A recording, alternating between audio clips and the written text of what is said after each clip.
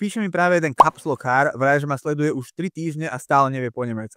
Predpokladám teda, že to je troll, minimálne dúfam, že to je troll, ale pred pár dňami som počul jeden taký zaujímavý podcast a tam hovorili o tzv. Circle of Now. Moment, ktorý ty kvázi rátaš, že vieš ovplyvniť. Respektíve moment, na ktorý sa kvázi koncentruješ. A kvázi čím väčší je ten tvoj Circle of Now, tým kvázi dlhodobejšie vieš plánovať a tým dlhodobejšie vieš kvázi čakať na výsledok. Čiže keď je tvoj Circle of Now jeden deň, tak samozrejme, že sa napcháš sladkosťami a neriešiš to, že o týždeň budeš tlstý. Alebo tlstá. No a všeobecne pri jazykoch je podľa mňa ten Circle of Now fakt veľký. Kým človek reálne pokorí jazyk, takže tá cíti confidence, sa cíti proste dobre v tom jazyku, tak to trvá roky. To samozrejme neznamená, že po pár mesiacoch nemôžeš odísť do toho zahraničia, do tej krajiny a prežiť tam, ale úplne sebavedomo sa cítiť nebudeš. A čo chcem teda vlastne týmto videom povedať je hab geduld, maj trpezlivosť. Alebo sei geduldig, buď trpezlivý, trpezlivá. A nakoniec možno ešte odkaz kapslokárovi, strejdo asi mi daj unfollow, neviem či je tento profil pre teba.